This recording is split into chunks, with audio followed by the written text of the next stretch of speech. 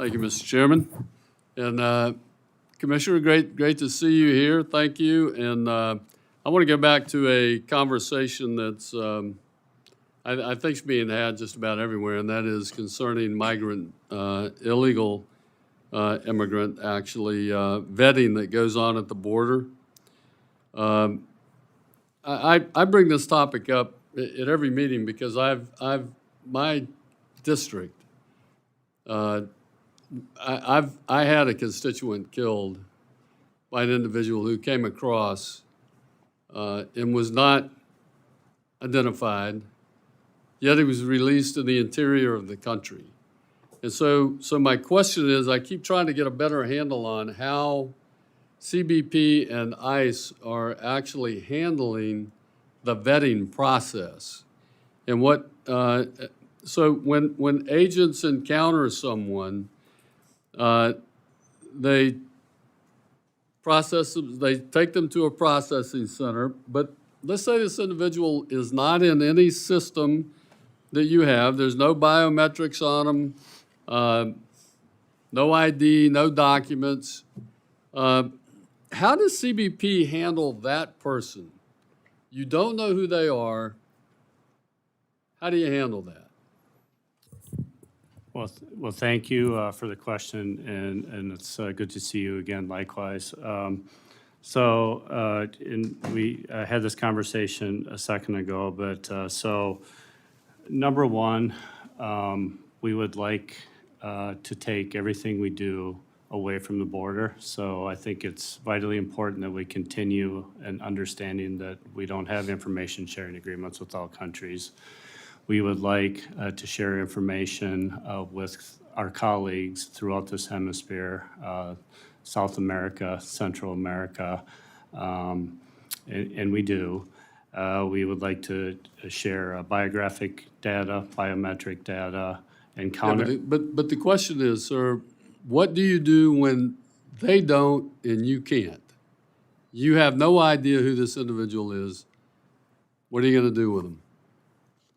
Well, again, that's what I'm trying to explain. So as they come through the hemisphere and that information is collected, we have those information sharing agreements. Our goal is to run that individual against all databases we have. Okay, and there's nothing there. I'm jumping ahead for you. There's nothing there. You can look at all your systems. You can process them all you want. There's nothing there. You don't know who this individual is. What are you going to do with him? So I would go back to the conversation we just had. My preference is... I'm sorry I wasn't here. No, with Mr. Guest. My preference is the migration continuum, all the agencies within, whether it's Customs and Border Protection, ICE, Citizenship and Immigration Services are funded appropriately with the appropriate authorities, and that we're able to detain individuals that don't have a legitimate asylum claim and remove them. We do not have long-term detention capabilities in Customs and Border Protection, nor should we. We need to get our agents back in between the ports of entry where they belong, doing the law enforcement mission, and give them all the available information as quickly as possible to make the appropriate decision with that individual. So you're telling me that's that in these front of them. individuals are going to be detained? I said that's my preference. Okay. My preference is that they are detained. If we do not have the capacity to detain them, we cannot. Then why in the world would they ask to cut detention beds? I'm here representing Customs and Border Protection, sir. I know. Okay. So, what can you? So you want to detain them, but you're unable. Then you put them on ATD? So yes, so we would work with our colleagues in ICE who would put the individuals on ETD. Okay. Well, I see my time's up, Mr. Chairman. I'll yield back.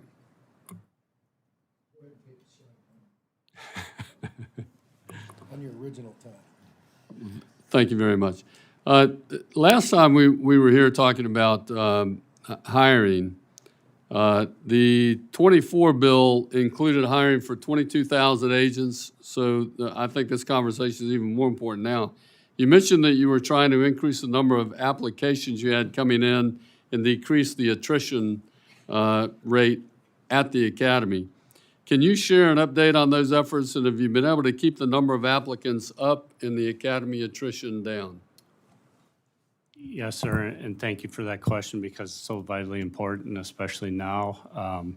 And if I could, I know our time's up, but to give a little context to the question, Border Patrol doubled their staffing between 2002 and 2011, right? So they doubled. They went Right. from 10,000 to 20,000, which means we have a large amount of folks retiring. Our attrition rate remains at about 6%, and it has for the last several years, so our attrition's not going down. But to your point, or The overall not going up. attrition, the overall attrition is not. Yeah, the overall attrition is remaining steady right now, but with that hiring surge, doubling our Border Patrol agents in that 10 years, we expect in the next 5 years, we're going to start to see more and more folks retire.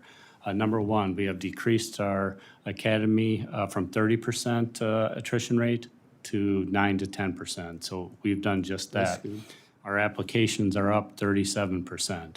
So we've increased our applications. But if I may take a second, we also have a problem at our ports of entry. Our ports of entry, the folks in blue. We're going to have what we think is a 400% increase in retirements in 2028. Why is that? In 2008, the folks in blue got law enforcement coverage.